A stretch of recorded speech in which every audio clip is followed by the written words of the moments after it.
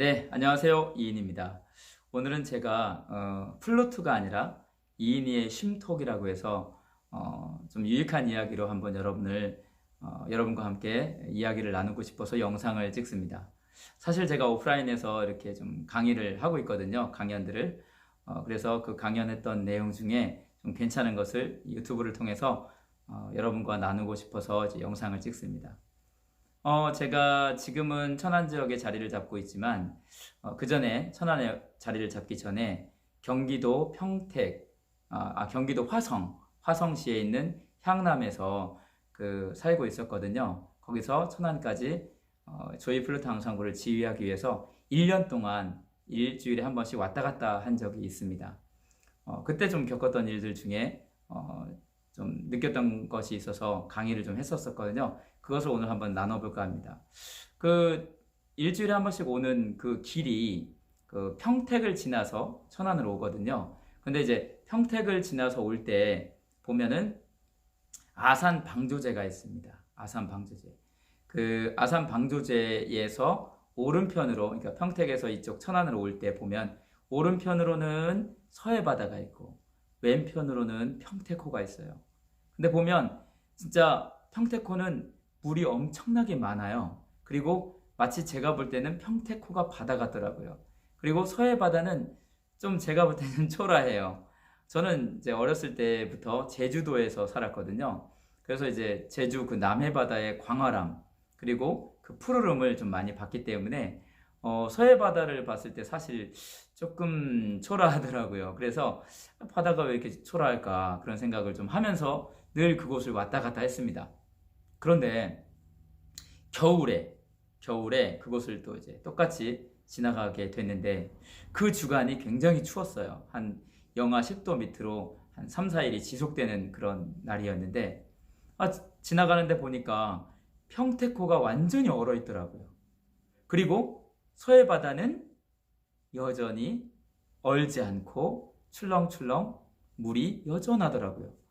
제가 그걸 보면서 제가 탁 생각이 든 게 있습니다.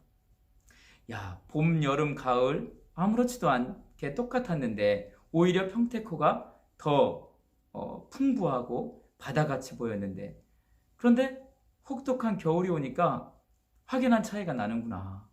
평택호는 딱 얼어버리고 서해 바다는 여전히 출렁거리는 거예요. 그걸 보면서 제가 우리 인생에 겨울이 오면 어떨까? 우리의 삶에도 겨울이 오면 어떤 일이 일어날까 생각하게 됐습니다. 인생의 봄, 인생의 여름, 인생의 가을은 사실 거의 비슷해요. 누구나 다 건강한 것 같고, 누구나 다 잘 사는 것 같고, 누구나 다 염려가 없는 것 같습니다. 그런데 인생에 겨울이 오게 되면 달라지더라고요. 어떤 사람은 그 겨울 앞에 꽁꽁 얼어버리는 사람이 있고, 어떤 사람은 얼지 않는 사람이 있더라고요. 무슨 차이일까요? 바다가 왜 그 강추위에도 얼지 않았을까요? 그거는 여러분들도 잘 아시겠지만 바다 안에 있는 염분 때문입니다. 염도. 바다는 전 세계적인 바다가 평균적으로 보니까 3.5%의 염도를 가지고 있더라고요. 3.5%. 제가 강의를 할 때 사람들한테 물어봤어요. 여러분, 바다는 몇 프로의 염도를 가지고 있을까요?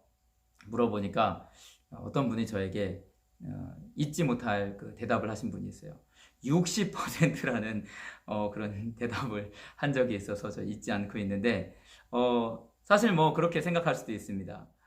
저도 어렸을 때 바다에서 많이 놀았기 때문에 바닷물을 마시면 엄청 짜요. 그래서 저도 한 4, 50% 염도를 가지고 있지 않을까라는 생각을 했던 적도 있었습니다. 그런데 알고 보니 3.5%. 사실 그렇게 많은 양은 아니죠. 바다의 전체 물의 양에 비해서 이 염분이 차지하고 있는 것이 그렇게 많지는 않습니다. 그게 바다를 얼지 않게 하는 힘이었더라고요. 우리의 삶에 겨울이 올 때 우리가 꽁꽁 얼어붙지 않는 방법이 있을까요? 그것은 제가 볼 때 엄청나게 많은 것이 아니라 어떻게 보면 바닷물의 3.5%와 같이 우리의 삶에도 우리의 삶의 3.5%의 무언가가 준비되어 있으면 우리의 인생의 겨울에서 우리도 얼지 않을 수 있겠구나라는 생각을 하게 됐습니다. 우리의 삶에 어떤 겨울이 올 수 있을까요? 저는 건강의 겨울이 올 수도 있다고 생각합니다. 평소에는 건강한 것 같고 아무런 탈이 없는 것 같지만 갑자기 병원에 가서 진찰을 받았더니 아주 좀 어려운 병이 걸리는 경우, 검진을 받았더니 너무 좀 충격적인 몸의 건강 상태를 알게 됐을 경우, 우리의 인생에 우리의 건강에 겨울이 온 것이 아닐까요?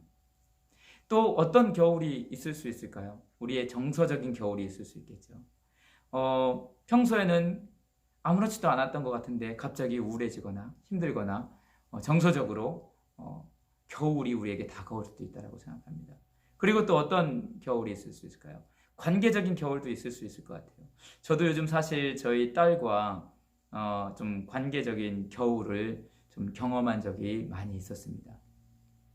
저희 딸이 지금 중3이거든요. 그래서 사춘기를 좀 많이 겪을 그런 시기인데 저하고 많이 이렇게 트러블이 있더라고요. 어렸을 때는 굉장히 좋은 추억들을 많이 갖고 있었는데 점점 이제 사춘기가 깊어지다 보니까 굉장히 감정적으로, 정서적으로 또 관계적으로 좀 힘들어하는 부분들이 있더라고요. 이런 겨울들. 그리고 또 어떤 게 있을 수 있을까요? 우리 경제적인 겨울도 우리에게 올 수 있죠. 그러면 이 겨울들을 우리는 어떻게 준비하면 좋을까요? 네. 엄청나게 많은 것으로 준비한다기보다는 3.5%. 예를 들자면 건강의 겨울을 준비하기 위해서 3.5%를 준비하는 거예요. 하루에 30분 정도를 걷는다든가 아니면 일주일에 적어도 3, 4번은 땀이 날 정도로 한 번씩 운동을 한다든가. 이것이 사실 우리의 24시간 중에 그렇게 큰 시간은 아니거든요. 짧은 시간입니다. 그것을 우리의 삶에 3.5%로 남겨두는 거죠. 그리고 우리의 정서적인 겨울을 위해서는 우리는 무엇을 준비할 수 있을까요? 좋은 책들을 한 달에 한 권이라도 아니면 2달에 한 권이라도 분기별로 한 권이라도 좋은 책을 읽는다거나 아니면 좋은 강의를 한번 듣는다든가 아니면 좋은 사람들을 만나서 이야기를 한다든가 이런 것에 엄청난 시간을 투자하는 게 아니라 짤막짤막한 시간들을 투자해도 얻어낼 수 있다는 겁니다. 그리고 또한 관계적인 겨울 같은 경우에도 마찬가지겠죠. 여러분들 평소에 여러분들의 친구들이나 아는 지인들과 전혀 연락하지 않다가 어떤 문제가 생겼을 때만 연락하면 좋아하지 않죠.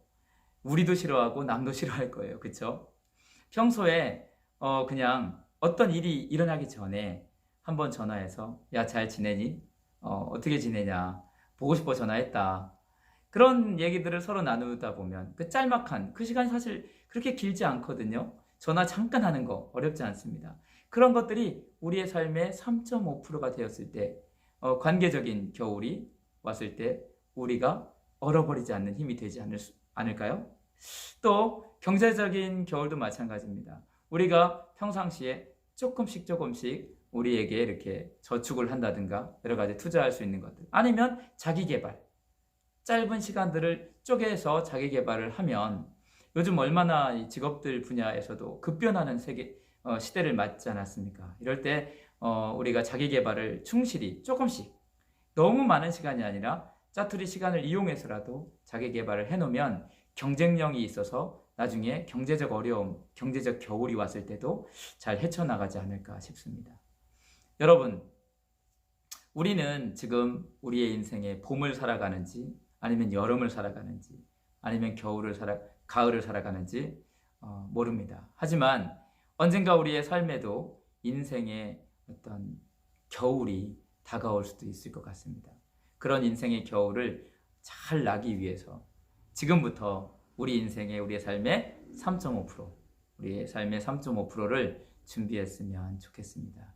우리 모두가 다 건강하고 행복한 삶을 살았으면 좋겠습니다. 감사합니다. 오늘 여기까지 하겠습니다.